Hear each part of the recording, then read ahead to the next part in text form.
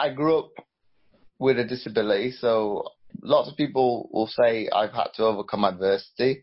I don't see it that way. I've been very much adaptable to my environment, and I think that resonates and kind of goes back to my mother knew I had a disability before she gave birth to me, and what she said to me in probably my teenage years was the radiographer said to her, due to the fact that I'm missing countless muscles in my left leg, I shouldn't be able to walk, let alone wear a prosthetic leg.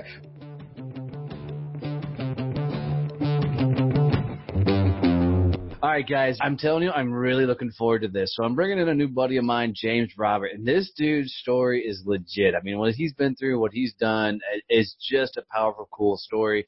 I'm really looking forward to this one. So, James, my friend, welcome to the show, brother. Please tell us your story. Thank you very much for having me on, Donnie. Well, for your listeners, I come from a upbringing from a military perspective. Both my parents were in the forces. My father was in the U.S. Air Force, and my mother worked for NATO, which is the North Atlantic Treaty Organization. So I've had an upbringing within fitness, nutrition to some extent from birth, really. And I grew up with a disability, so lots of people will say I've had to overcome adversity. I don't see it that way. I've been very much adaptable to my environment, and I think that resonates and kind of goes back to my mother knew I had a disability before she gave birth to me, and what she said to me in probably my teenage years was the radiographer said to her, due to the fact that I'm missing the countless muscles in my left leg, I shouldn't be able to walk, let alone wear a prosthetic leg. But this is something she didn't describe to me or tell me about until, obviously, biomechanically, I've already learned to walk. I'm a teenager. So I've kind of never had to overcome those hurdles of having to kind of deal with, well, what am I going to do with what's been put in front of me? I think, obviously, it's taken more time to learn how to walk. Well, if we go even further back, learn how to crawl because of the nature of the disability that I have, femoral dysplasia. I do not have see if I can get this right, I don't have a femur. I've got small fibula and tibula. So in essence, for you, it's quite hard to describe orally. Right. I've got the bottom half of my leg, so everything. So say what in essence is everybody's calf muscle and ankle is what it constitutes my left leg, and that is attached to the hip. Oh, wow. You know, I've seen like the old movie MASH, the old TV show MASH, Radar, and that show had a smaller hand, and a lot of people don't know that because he always hid the thing. And I've got a really good friend, Jason Smith, that was born that way as well, and he ended up being a pitcher for one of the biggest colleges in the nation here, TCU. And I've got another friend, and I want you to embrace a phrase for me, another friend, Shauna Barnes, who's had a lot of health-related issues, and she never says that she's disabled. She's differently abled. And I just love that phrase. It's a cool thing. So you literally have a full leg, but the bone structure inside is smaller. Is that correct? I won't go as far as that, Donnie. It would be the bottom half of it's quite hard to explain. It's the bottom half of the leg. So I've got no knee joints at all. I've got no quadricep and hamstring to speak of. So it's how it actually forms as a joint itself. Right. So are both your legs the same size, or do you actually have a smaller leg? That's what I'm asking. Well, that left leg is a smaller leg. Okay, so it is. Okay, so is that a genetic thing, or is it just that was the way you were born? Because like my buddy Jason with his hand, that was just the way he was born. It's not a disease or anything. It's you could constitute it as a birth defect.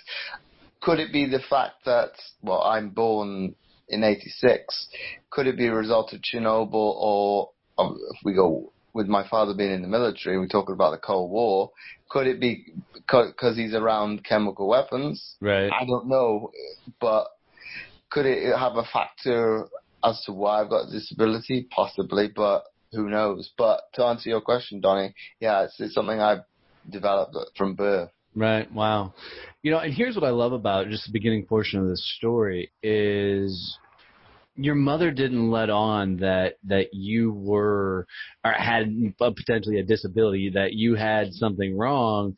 So when you come at anything in life like this is just how it is, it's normal, there's nothing wrong with it, it automatically puts you in the mindset that this is just what it is, right? I mean, that you don't look at it as this is something I got to overcome. You look at it as this is just how everybody goes about doing it.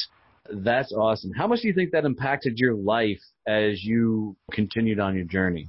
I think that's a great question, Donnie. I think it's definitely made me have that kind of mindset as to, well, I'm not having to overcome adversity as people will probably perceive it. And it's very much an outlook at, well, okay, this is the hand I've been dealt with. Let me be adaptable to my environment. And the example I will use is if I go back to the example of going back to elementary school, and this is only hearsay because I have no recollection whatsoever of it actually happening. My mother said to me, and I think it was like lunchtime recess, I was sitting on the side watching my friends and peers playing on the monkey bars, but she could see the cogs going round in my head. Well, how can I adapt a solution for me to be able to do what I would now constitute probably a mundane task, right? But to be able playing among my friends and my peers, and within probably say 2 to 3 days, I've come up with a solution that I'm able to implement for myself, and I've been kind of that mindset ever since.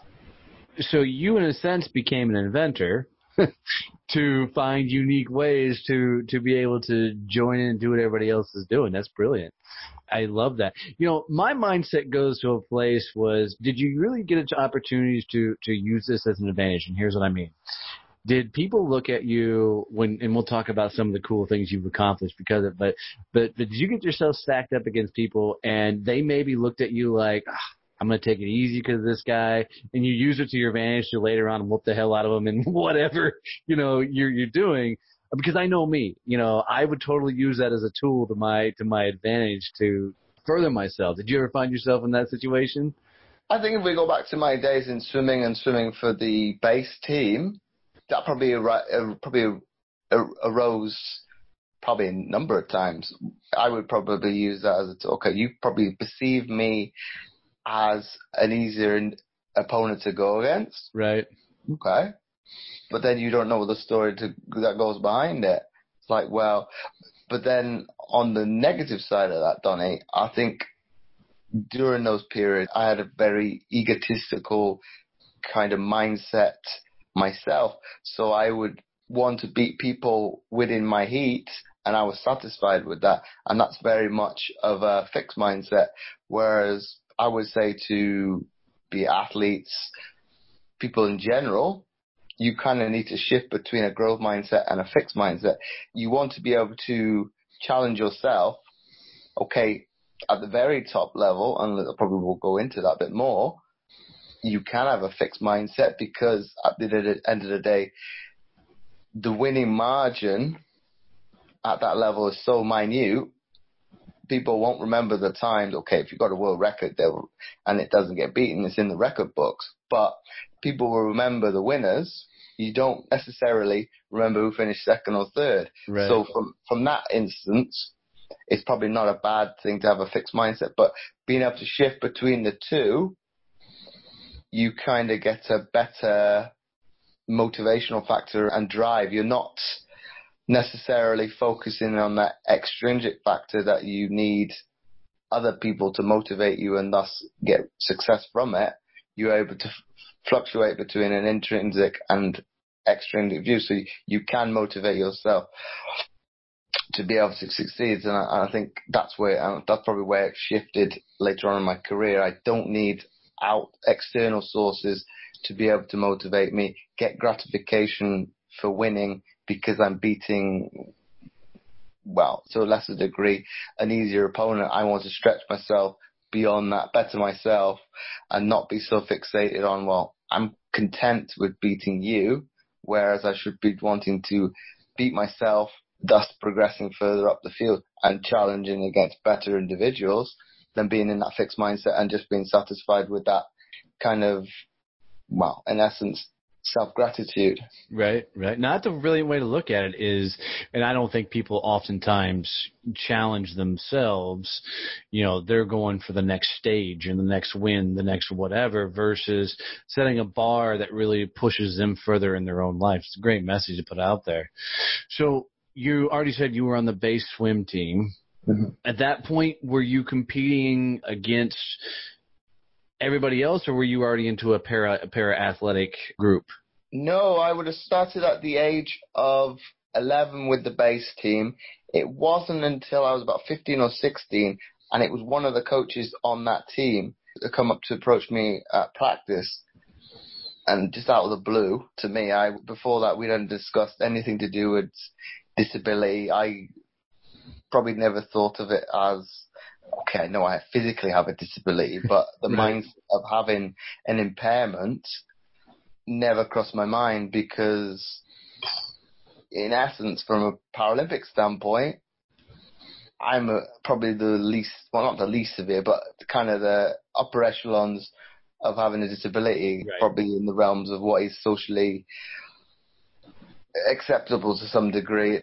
You wouldn't know if I had trousers on, and was standing still. You would assume that I was able-bodied. So it's not until I start moving around that that he does have a disability. Well, but even so, even with the trousers on, they're going to assume that you're completely missing an extremity, not have a birth defect or whatever you want to call it, right? Under there, they're going to make some assumptions. Maybe you were a veteran with a war injury, or, they're going to already make some assumptions about you if they don't know your story, right? What's it been like having that experience? So 15, you got a coach coming to you and now saying, hey, there's an opportunity in front of you. Walk us through that. I was taken back by the comment, and from memory now, they said to me, what is your thoughts about doing disability sport? And I'll answer this from 2 points of view now. I think it was me challenging authority at being a teenager. It's like, well, hang on a minute. Why would I want to do that when I can compete among my able-bodied peers within reason? Okay, I was a little bit reasonable. That's probably me doing a little bit of reflection at later years. Well, okay, maybe the thought process was slightly different 15 years ago. I wasn't like, whoa, what are you talking about? But because I've been brought up a certain way, I'm going to listen to what you've got to say. Might not agree with it at the time, but okay, I have the decency to say, well, this is your opinion. I know I definitely didn't agree with it, but I took on board what they said and kind of ran with it. Okay, it had probably been about 3 to 6 months later before I actually implemented it and went to a disability club out in Belgium where I was living at the time and kind of went through the process of practices and whatnot. And we kind of fast forward to that practice at that club. I think they thought I would just be the average run-of-the-mill athlete. My mother was on the poolside with their team management. I did the training session as normal, got to the car, and my mum said their eyes lit up. And we put it in perspective now, Donnie. Of the 3 better swimmers within that club, 3 of us have gone on to represent our country at the Paralympics. Myself for Great Britain at the Beijing Games and London Games. The other individual represented Belgium, I think, if my memory serves right, at the Athens Paralympics. And the junior of the last one, he has represented Belgium in the Beijing Games, the London Games, and most recently Rio. So he's eclipsed both of us. I was saying, what happened to you, dude? He ran circles around you, man. But the older one of the 3 of us is the only one to kept in swimming. Obviously, we'll probably go into a bit more detail with me. I went on to do it in 2 different sports, and the junior of us went on to do it with wheelchair tennis. and he's eclipsed us by a lot because he actually medaled in Rio as well. So, if I'm that guy, I'm going to dangle that in front of you every once in a while. I'll be like, look at that guy. So for the first time, you're jumping in the water with people that have some sort of disability, and you find yourself, was it a feeling that you found yourself among peers, or was it a feeling of, because my mindset, I wonder if I would have rebelled at that moment a little bit more, thinking, is this really where I need to be, or did it feel more like home? I think initially, before I went into the, you could say, environment within that bubble, I had a definite negative perception towards the Paralympics because it wasn't in the media, more so in the UK, back then in the early 2000s as it is today. Still got, in my opinion, still got a long way to go to be from television, advertisement and all that goes with it to be on par with the Olympics. But from a sporting sense, I would say it's very much there. But to answer your question, Donnie, I think it opened my eyes because you're thinking you don't necessarily see people with disabilities. Okay, I did see them at limb centers and things like that.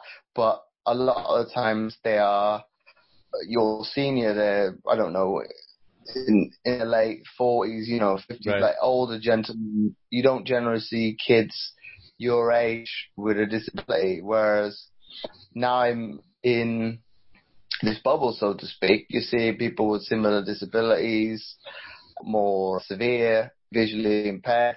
So it was kind of, okay, this is kind of new world in itself. So it was more of, how would I put it? Kind of, it really opened my eyes and kind of maybe come into terms of, okay, I do have a disability. I think maybe as a teenager, I was shunning away from it a little bit and kind of had to question myself, as people do in their teens. They want to find themselves. Maybe that helps to say, well, okay, I've got a disability. I'm not the only one.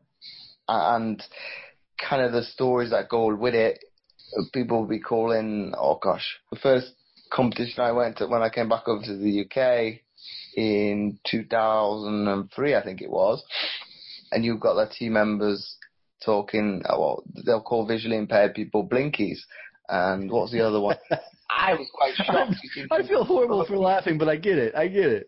From a PC perspective, because I've not been in that environment for most of my life, right. You're thinking, how can you say that to another individual? Rude are you, right? But then once I was engrossed in that environment, and we're talking now 17 years now, I will talk like that to another disabled individual. Okay, they know I'm joking. Right. We kind of fast forward to the present day, and I think it was about 2011 when I was living down in London, and we were joking about among teammates, and we saw somebody eavesdropping. So okay, let's ramp it up really and see, because you're being one for a fact, you're being nosy because you're kind of eavesdropping on our conversation. Let's see if we can really get a reaction. And you could kind of see the lady's face changing. Like, well, one, we know we're joking, we're kind of stretching the boundaries here, but you're obviously taking offense because you're being nosy. Yeah, that's awesome. And I can see, I had Lance Footer on the show, and Lance is a several-time cyclist in the Paralympics and stuff. They do, and I didn't know until I met him, they do a dual or a tandem bike ride when the person is visually impaired on the back. And he had some great success in that arena. Now he's a comic book artist and stuff, all being blind. But I could totally see, it's like me going back to my Marine Corps days. We had our own jargon, we had our own speak, and around each other, dude, you can talk and some vulgarities come out in those conversations, right? And there's times that you forget once you step out of that environment and you carry those same vulgarities over. It's like for you walking up to a guy on the street going, hey, Blinky, people are going to look at you funny, even though the two of you may be laughing your ass off. It's in that moment that everybody else is like, that's the rudest thing in the freaking world. But part of that is, I think, I'll speak from the Marine Corps background, is it's a coping mechanism, right? If you can make light of it, right? You can have fun with it.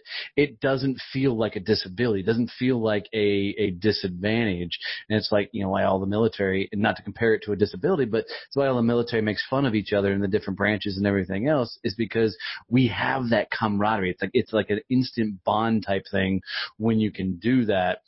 But at the same token, you guys can do that. Let somebody from the outside come in and try and join in, and they're not part of the club, and then issues are going to arise, right? Similar to what this lady, eavesdropping in on y'all's conversation. It's kind of like, oh, well, you want to eavesdrop in. Let's see how bad we can really make it, That's awesome. So you went on and you competed in the Paralympics, and where was it at? I forget. The first games I competed at was in Beijing in 2008. Was there any sort of culture shock for you? I mean, people had come to see you in your own country and everything else, and you were this successful athlete doing this thing. Now you're going over to another country. Was there any culture shock going in that arena, or? Well, if we come at it from two perspectives now, Donnie, for the Chinese, it's definitely a culture shock for us because I kind of digress from that. They are you wouldn't approach somebody in their culture and say, may I sit here, and things like that. And the example I'll use is once I'd finished competing with rowing, I went to see the other sports and kind of give support to the other competitors within the team. So I went to swimming, wheelchair rugby, wheelchair basketball, and the actual incident happened when I was at swimming. For your listeners, the athletes have their own ticket and their own section. So I had this ticket, showing it to the attendee. Well, where can I sit? Oh, you kind of said to me, oh, you must sit over there. Yeah, but my ticket said athlete. Why would I go and sit over with the normal spectators when they've had to pay for their seat? So being polite got me nowhere. Okay, let's be Chinese now. I will sit here because this is what my ticket says. And the argument stopped. Okay, you can't sit there. So kind of going from what we're accustomed to in the Western world to having to adjust to theirs was a bit weird. You're thinking, well, I'm going to be polite and be how I am normally in Europe or the US. But it was getting me nowhere, thinking, okay, I'll do how you guys act with each other. Okay, it might be because something did do in a communist country, you got to be like that. But then in a capitalist country, it's not normal. So right. It order somebody that you're going to do something when you don't know the individual or you're not working with the individual. So that was a culture shock. But to answer your question from a performance standpoint, it was definitely a learning curve because at that time I'd only competed at the World Championships. I know it's, for what listeners, it's probably still a high level of competition, but it's still a massive gulf between World Champs and the Paralympics because... Well, and we get that because, even me, I hear World Championships and you're like, all right, cool, that's amazing. I mean, you guys are talented. But as soon as you hear Olympic anything, you're like, oh my God, that's the best of the best, right? I mean, you automatically put them in this category is, holy cow, that's the elite.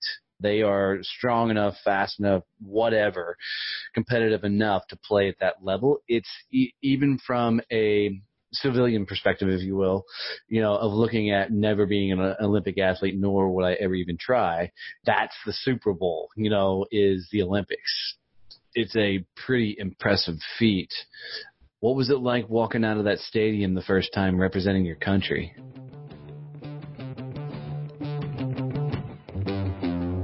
Hey guys, it's Donnie here, and I just want to let you know that we've recently launched a content development company, and this company helps people get social content. You need to put out a lot of content nowadays to get engagement out there in all your social platforms. Well, we've come up with a really cool way to help you get videos, blog posts, memes, social posters, and infographics for whatever social site you need. So check us out at successchamps.us and learn more about how you can get social content for your social media. Support for this podcast comes from Point Blank Safety Services and Blue Family Fund. Blue Family Fund, helping dependents of law enforcement families on their journeys. Blue Family Fund is a nonprofit that raises funds and offers financial support through higher education scholarships for dependents of law enforcement officers and by providing financial assistance for families of fallen law enforcement officers. Every dollar donated will go to the families of police officers, either through scholarships to dependents of police officers or as aid to fallen officers' families. Visit us at bluefamilyfund.com. You're listening to Donnie's Success Champions, where I believe everybody is on a journey. Life is all about the stories you can tell and teach later. You're going to hear the stories of people who have overcome hardships, failures in life to find success along their journey.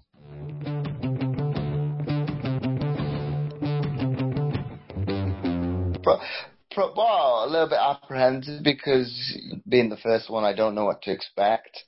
The sense of pride because it was kind of a first of a number of things. It was the first time I'd competed at the Paralympics. It was also the first time the sport had been in the Paralympics. So there were kind of lots of milestones. All those crews that competed at the first Paralympics in Beijing have kind of set the benchmark for, see it themselves, because there's still one individual still in that team, 10 years on, and he's the only one left, whereas all the rest of us have either retired or gone to other sports and what have it. But we set milestones of, every crew within the British team made a final, so I got the honour of, I was the first one within my classification to make the Paralympics, but also make the final. Okay, the boat since has won a gold medal, but I was kind of the pioneer, so to speak, in that event. Kind of one of the original 6 in that classification to be the first to be able to say, Paralympic finalists. That's awesome. I mean, you got that for the rest of your life. I mean, that's a cool designation. And, if somebody else hadn't got the gold, I mean, you'd still have this fanfare, but, that's absolutely awesome. So what do you do with all this? I mean, you've had all this great success in the sports world. You completely took on life without believing you really had a disability type situation. What do you do with all that? I mean, where's your career taking you? Well, once I retired 5 years ago now, it was, how can I give back to the next generation and kind of be a role model, a source of inspiration, but be a networker and be the link between development sports, grassroots, and the elite level. So I went for positions within development sports. Could say, unfortunately for me, or more positively, the job never materialized. I got a little bit frustrated at the time, but thinking, what am I doing wrong here to not be getting these positions? Thinking, I've done it firsthand to get from the bottom to the top. Why can't I get a job? You can learn how to number crunch in a job. I probably can use Excel, be it from what I learned in high school and university. It's not difficult to learn. Being able to get from A to B in a sporting sense, you can't learn. You can learn it, but if you can learn from somebody that's physically done it, I would have thought you'd be in a better position. So what they were looking for, Donnie, I don't know. So, and then fast forward 2 years on from that, I kind of got fed up of sitting on my backside and claiming benefits on the door. I was like, my family's been at me since I'd retired. Why don't you go into the profession and go into the fitness industry and become a personal trainer? And it kind of went, okay, I'm fed up of doing nothing, so to speak, and not doing anything with my life. I've learned from some of the best trainers there are from a strength and conditioning perspective, and learned what actually athletes are capable of doing. Let's jump in full throttle and go with it. Okay, I was probably a little bit naive with not be doing my research as to what company I could go with. Fortunately for me, I was quite fortunate. I managed to get a good, credible company. I've heard horror stories of other people getting conned and out their money and kind of regretting who they've gone with. I've gone with a good company and kind of gone with that. Within 6 weeks, I was trained up to be a personal trainer. And within, what would it have been, say a month after qualifying, I was working in a gym. Nice, nice. Do you think there's going to be a portion of you that's standing on stages and talking to crowds and sharing your story to inspire the next generation, or do you think it's being a trainer is going to be the thing? No, I'd definitely like to give that a crack. I've had the privilege of doing it for, like small crowds, be it from corporate perspective, colleges, more so in this country, and then schools, and trying to, for me, it was just retelling a story of how I got from A to B. That story has probably transitioned a little bit down the years, and how I have looked at my education alongside the sport has probably transitioned completely, because how I perceived education and sport, I would say more so at high school level than probably the collegiate level, I kind of put it to the back burner, and okay, I was content with being above average. So I'll put that in perspective a little bit. I graduate with, I think, just over a 3.0 grade point average. So it's still pretty good. And I think some teachers, and I think the one that springs to mind, I did one at a college just outside of London, and you could see their eyes kind of go, James, what are you doing? And what are you telling to our student? You're above average. But I put it in perspective. Yes, I put more importance on the sport at that time, but I also went to university. So you can't say I wasn't academically challenged. I did want to challenge myself from a mindset perspective and try to learn as much as I could do throughout the time that I wanted to be in education. So I would that mindset has probably shifted, and I would say to be it the kids at high school level or maybe at collegiate level, not putting importance on their academics. You need to, because from a sporting perspective, I was lucky. I never had a career in threatening injury, or like my career was cut short. I decided to call time on when I finished, whereas you might not be so fortunate. So if you put more importance on your education, probably more specifically high school kids, you're going to be able to get an education from that and have a subsequent career after sport. No, that's awesome. That's awesome. I mean, I think we're all on some sort of journey, right? And that's the whole point of this podcast and show. And, being on a journey is the ability to go out and experience life, do things, challenge yourself, go further. And I think the more important thing is you bring that knowledge back and give it to somebody else, right? And you pass it on, pay it forward, however you want to look at it. But when you have such a gift as yours, which was some sort of mental fortitude to push as hard as you did to reach those levels, which is a very impressive thing, that is not an innate feature in most people to have that much tenacity in them. But going back and delivering that message to others about, how you were able to not overcome the disability, but overcome your own physical limitations by working out more, by mentally challenging yourself further, by pushing yourself further and finding success in your own life is a beautiful platform that would inspire a ton of people to embrace and go for it a little bit further. So I can see that being a big portion of your life in the future. And, I think there's a book in you somewhere. I think, you sharing your story really about your upbringing and how much impact your mom had on your story is an impressive thing to tell, mainly due to teaching other parents how they can bring their kids up based on the influence and what it had in your story. I think that would be a very impactful thing. Man, this has been a lot of fun hearing your story. I've really enjoyed this. I was really, really looking forward to this one. Here's how I like to wrap up every show.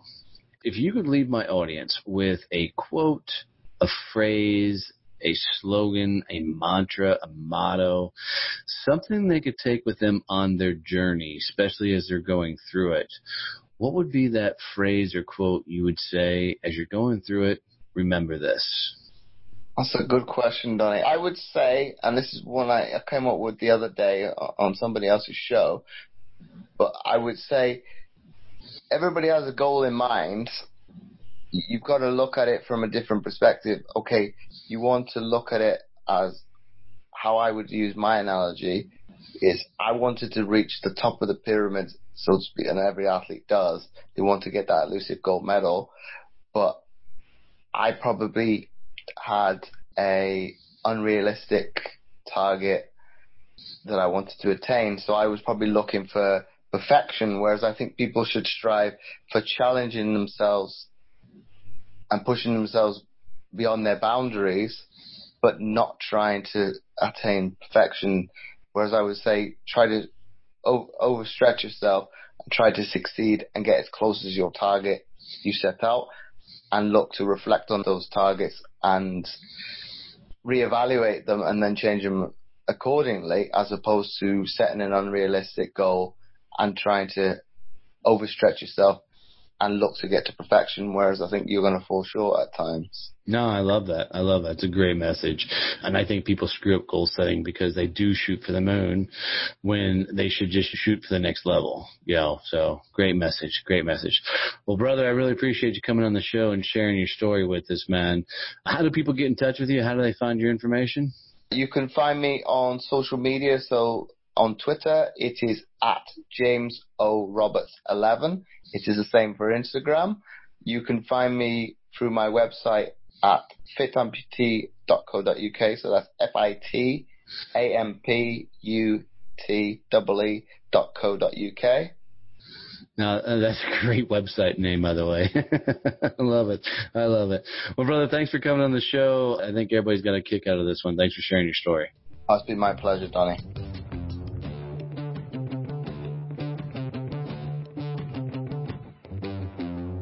Thanks for listening to Donnie Success Champions podcast. If you'd like to hear more about our current guest today, or if you'd like to hear stories from our other guests on the show, come hang out with us on our website at successchampspodcast.com.